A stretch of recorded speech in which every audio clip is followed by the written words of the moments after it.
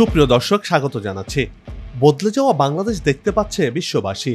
বাংলাদেশের অর্থনৈতিক দিক থেকে সবগুলো সূচকে যেমন অগ্রসর হচ্ছে, তেমনি করে সামাজিক দিক থেকেও এগিয়ে গেছে। ভিশন 21 বাস্তবায়নের পর এবার স্মার্ট বাংলাদেশ গড়ার লক্ষ্য নিয়ে কাজ করছে বর্তমান সরকার। এরই মধ্যে এই লক্ষ্য পূরণে সারা দেশে সড়ক, নৌ, রেল সহ আকাশপথে সমন্বিত যোগাযোগ ব্যবস্থা গড়ে তুলতেও কাজ করছে এই সরকার। অন্যদিকে বাংলাদেশ এরই মধ্যে উন্নয়নের রোল মডেল হিসেবে বিশ্ব দরবারে নিজেকে তুলে ধরেছে। আর এবার আন্তর্জাতিক পরিমণ্ডলে বাংলাদেশের আকাশপথের যোগাযোগ বাড়াতে কাজ এগিয়ে চলছে। তারই অংশ হিসেবে থার্ড টার্মিনাল নির্মিত হচ্ছে। অন্যদিকে বাংলাদেশ বিমানে বোয়িং কোম্পানির এয়ারক্রাফটের পর এবার এয়ারবাস বাংলাদেশ বিমানের বহরে যুক্ত হচ্ছে।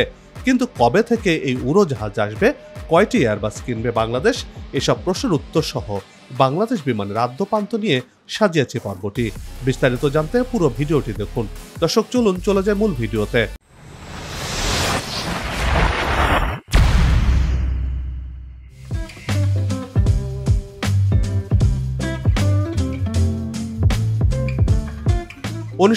সালের 4 জানুয়ারিতে বিমান বাংলাদেশ এয়ারলাইন্সের যাত্রা শুরু হয়েছিল, যেটি বাংলাদেশের জাতীয় এয়ারলাইন্স। বিমান বাহিনীর দেয়া দ্বিতীয় বিশ্বযুদ্ধে ব্যবহৃত পুরনো ডাকোটা DC-3 বিমান দিয়ে যাত্রা শুরু হয় বাংলাদেশ বিমানের। 1 মাসের মধ্যে DC-3 দিয়ে শুরু হয় অভ্যন্তরীণ সার্ভিস।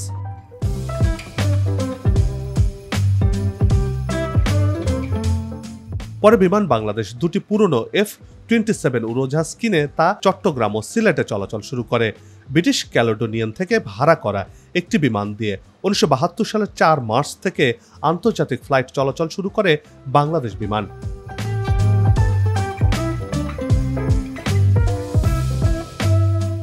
কোনো রকম সহায় সম্বল ছাড়াই যাত্রা শুরু করার পর এক পর্যায়ে বিমান বাংলাদেশ থেকে বিশ্বের 29টি গন্তব্যে ফ্লাইট পরিচালনা করত। তবে উড়োজাহাজ সংকট সহ নানা কারণে বিমান তাদের গন্তব্য সংখ্যা কমাতে বাধ্য হয়েছে। বর্তমানে বিমান ঢাকা, চট্টগ্রাম ও সিলেট থেকে 22টি আন্তর্জাতিক রুটে পরিচালিত হচ্ছে। সিভিল এভিয়েশন অথরিটি অব বাংলাদেশের একটি নিরীক্ষায় দেখা গেছে 2022 সালে আন্তর্জাতিক রুটে 20.58 লাখ যাত্রী পরিবহন করেছে।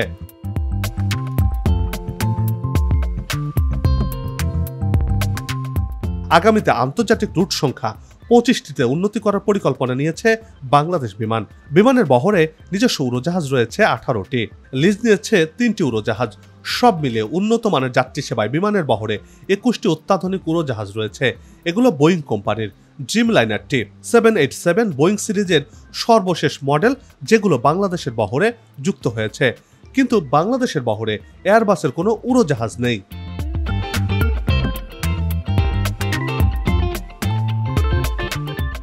হযরত শাহজালাল আন্তর্জাতিক বিমানবন্দরটি বাংলাদেশের প্রধানতম বিমানবন্দর। এই উড়োজাহাজ বন্দরে বর্তমানে 2টি টার্মিনাল রয়েছে, যেটি 1 লাখ বর্গমিটার জায়গার উপর নির্মিত।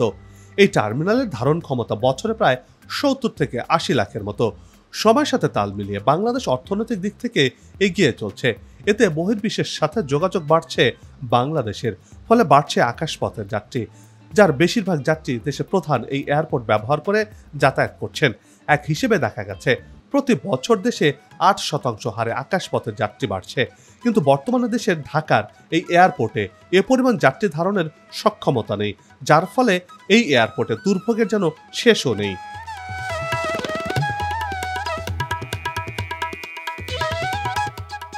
যাত্রীদের সব ধরনের দুর্ভোগ কমিয়ে আধুনিক সেবা দেওয়া সহ টার্মিনালের ধারণ ক্ষমতা বাড়াতে 3য় টার্মিনালটি নির্মিত হচ্ছে। থার্ড টার্মিনাল চালু হলে বিমানবন্দরের সক্ষমতা বাড়বে 2.5 গুণ। ফলে 3টি টার্মিনাল দিয়ে বছরে শাহজালালের যাত্রী পারাপারের সক্ষমতা 80 লাখ থেকে বেড়ে 2.20 লাখে দাঁড়াবে। একই সাথে যাত্রীদের আধুনিক সুযোগ সুবিধা নিশ্চিত করা সম্ভব হবে বলে জানা গেছে।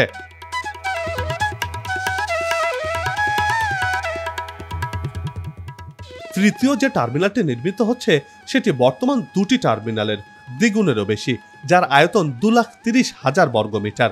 টার্মিনালটি লন্ডনের হিথ্রো বা থাইল্যান্ডের বিমানবন্দরগুলোর মতোই দেখতে হবে। আর সুপরিসর এই টার্মিনালটি দিয়ে বড় বড় উড়োজাহাজ নামানোর পরিকল্পনা করছে বেবিচক। বলা যেতে পারে আধুনিক প্রযুক্তি সম্পূর্ণ থার্ড টার্মিনালের মাধ্যমে দেশের এভিয়েশন খাতে বিপ্লব ঘটতে যাচ্ছে। আর তাই এবার রাষ্ট্রীয় এয়ারলাইন্সে এয়ারবাস যুক্ত হতে যাচ্ছে।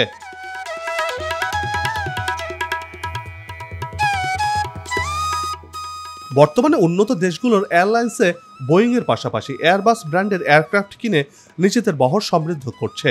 এবার বাংলাদেশের চোখ পড়েছে বিশ্বের অত্যাধুনিক এয়ারবাস ব্র্যান্ডের এয়ারক্রাফটের দিকে।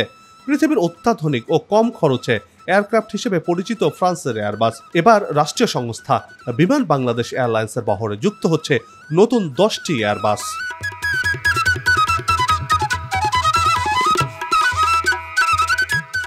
বর্তমানে বিমানের বহরে 21টি উড়োজাহাজ রয়েছে। এর মধ্যে বোয়িং এর 16টি এবং 5টি -8 উড়োজাহাজ রয়েছে।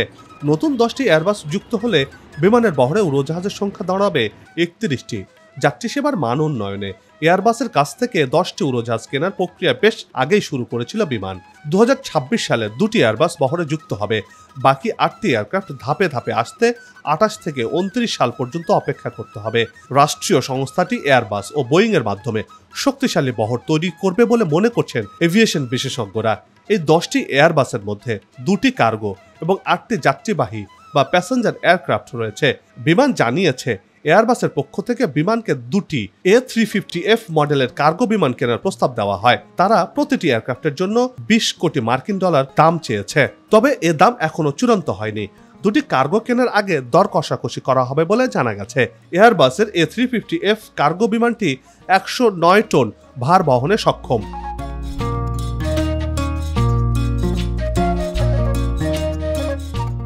ফ্রান্সের এই নির্মাতা প্রতিষ্ঠানটির কাছ থেকে A350 ওয়াইড বডি উড়োজাহাজ কিনবে বাংলাদেশ। এই উড়োজাহাজগুলো G2G পদ্ধতিতে কেনা হবে, তবে এখনো চূড়ান্ত কোনো চুক্তি হয়নি বলে বার্তা সংস্থা রয়টার্সের প্রতিবেদনে ফরাসি কর্মকর্তাদের বরাত দিয়ে এ তথ্য বলা হয়েছে। এ বিষয়ে একটি কারিগরি কমিটি এয়ারবাস কেনার পক্ষে মতামত দিয়েছে। এ বিষয়ে বিমান কর্তৃপক্ষ বলছে বোয়িং ও এয়ারবাসের মধ্যে সমন্বয় করতে এয়ারবাস কেনা হচ্ছে। আর এটি করতে পারলে বিমান এশিয়াতে বা পৃথিবীর অন্যতম এয়ারলাইন্স হিসেবে দাঁড়াতে পারবে। সেই সাথে বাংলাদেশ বিমানের ব্র্যান্ডিংও বাড়বে। এতে রাষ্ট্রীয় পতাকাবাহী বিমান বাংলাদেশে অন্যরকম উচ্চতায় পৌঁছে যাবে। এসব উড়োজাহাজ নতুন এবং পুরনো রুটে চলাচল করবে বলে জানা গেছে।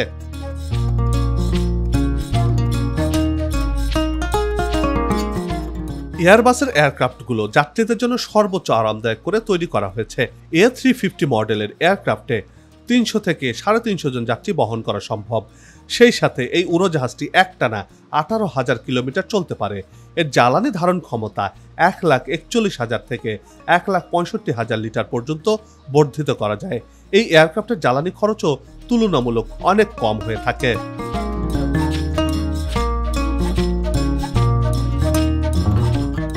আর এটি সর্বাধুনিক প্রযুক্তি সম্পন্ন। এয়ারবাসের সিটগুলো বেশ প্রশস্ত, যার কারণে খানিকটা আরামে বসতে পারেন যাত্রীরা। এয়ারবাস সারা বিশ্বে সুনাম কুড়িয়েছে। তাদের বড় বড় এয়ারক্রাফট বিশ্বকে তাক লাগিয়েছে, যা কিনা ছোটখাটো কোনো বিমানকে গিলে ফেলতে পারে এমন উড়োজাহাজও তৈরি করেছে এয়ারবাস কোম্পানি।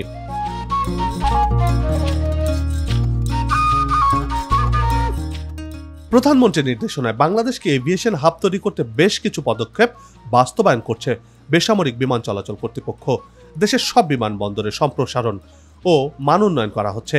বর্তমানে ঢাকার হযরত শাহজালাল আন্তর্জাতিক বিমানবন্দর প্রধান বিমানবন্দর হলেও আন্তর্জাতিক কানেক্টিভিটি বৃদ্ধির জন্য কক্সবাজার ও সিলেট বিমানবন্দরের সক্ষমতা বৃদ্ধির উদ্যোগ নেওয়া হয়েছে।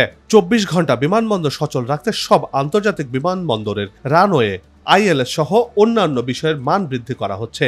এর মধ্যে বিমান বাংলাদেশ এয়ারলাইন্সে প্রথমবারের মতো এয়ারবাস যুক্ত হলে বাংলাদেশের বিমান বহরের নতুন যুগের যাত্রা তৈরি হবে। আকাশপথে যত বেশি যোগাযোগ বাড়বে বাংলাদেশ ততই লাভবান হবে। এর মাধ্যমে আগামীর উন্নয়ন লক্ষ্যমাত্রা অর্জন সহজ হবে বলে মনে করা হচ্ছে।